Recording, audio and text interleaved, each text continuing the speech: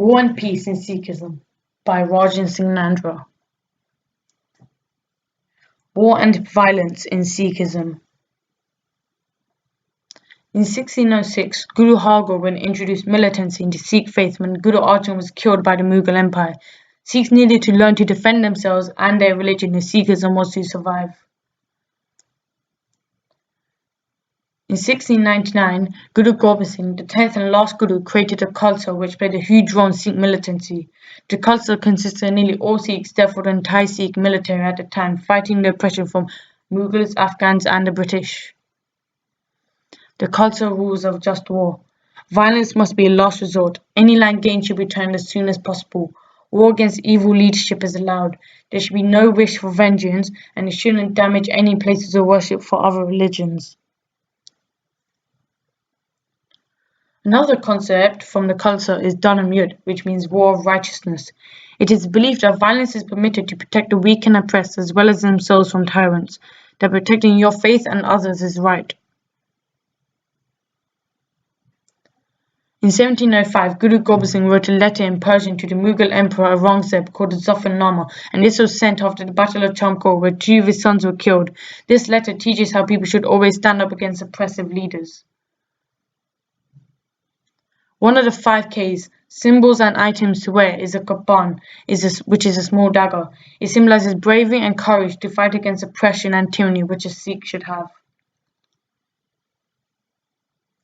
Something that all Sikh soldiers are expected to be is a saint Sipahi, a saint soldier. He must be devout to Sikhism, must not drink or smoke, must not assault women, children or innocents in any way, and must not aloof from his or her enemy. A famous type of martial arts in Sikhism is Gatka, which became and still is the main form of combat in Punjab. Even to this day, Gatka is carried out with swords as a sparring event and is well known. Quotes on war in Sikhism. When all else fails, it is permissible to draw the sword. Without Dhanam Yudh, all is destroyed. Those who enter the Khalsa for shelter will be protected. Khalsa is God's. He owns victory. One famous and major conflict in Sikh history was the Sikh-Mughal conflict, which started in 1606. Persecution to Sikhs were at some of its worst. However, the Sikhs managed to overthrow the Mughals in the 18th century. Following the fall of the Mughal Empire in India, the Afghans began persecuting the Sikhs from the Sikh Empire. During this time, the Sikh Empire gained lots of land and won, but lost huge amounts of people before during the Sikh Holocaust in 1762.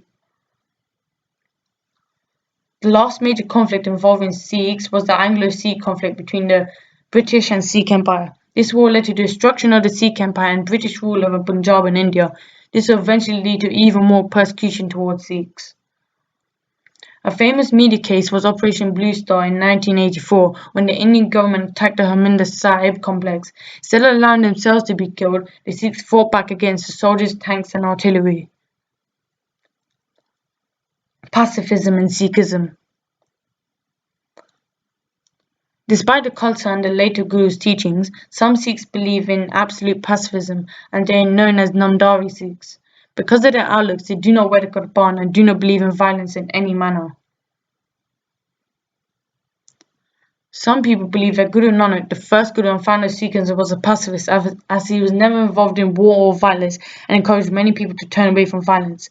He was also known for criticizing Babur, the Mughal emperor at the time's violent ways. Quotes on pacifism in Sikhism. No one is my enemy, no one is a foreigner. With all I am at peace. Dwell in peace, and death will not touch you. The World Sikh Organization is a famous organization dedicated to justice, freedom, and worldwide peace. It attempts to carry out its work worldwide while promoting pacifism. Despite Guru Gobind Singh saying that he would be the last Guru, Namdhari Sikhs had more Gurus, and one of their Gurus, Ram Singh, led freedom struggles against the British through peaceful means. In October 2015, Sikhs began peaceful protests in India because of several copies of the Guru Granth Sahib were found desecrated. These peaceful protests were met with gunfire and killings from the Indian police. In my view, I believe that the way the Khalsa is right, as you must fight back to tyrants and oppression. They must protect your faith, however, some violence is unnecessary.